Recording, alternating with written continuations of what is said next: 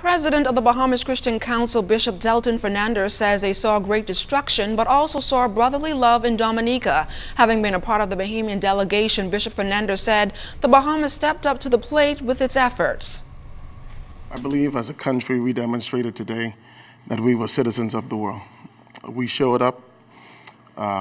We saw representation, as the Prime Minister would have said, from the world, Canada, Palestine. I mean, from all around the world, people were there trying to lend a helping hand. And we stepped up in a very real way. We saw the devastation. We spoke with the Prime Minister. We saw other cabinet ministers. And there was a sense of, we're glad you're here. We're glad that you're looking after us and you're concerned about us.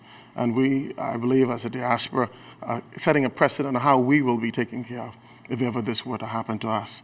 And so I think we're mighty proud as a nation today that we could have stepped out and be that kind of example of what we ought to do as CARICOM neighbors.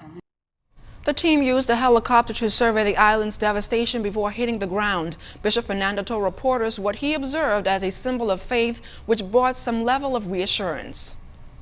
I don't think in the areas we flew over there was one building untouched. Just about every place had tremendous damage. There's tremendous cleanup effort taking place.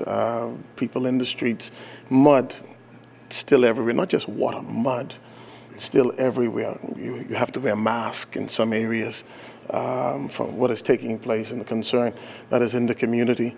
I think it's from a Christian's perspective, they showed that the cross still stands. That everything that was destroyed, here was a picture of the cross standing on one of the hilltops, and it sent hope. And I'm the preacher. I was able to say, God is still in control.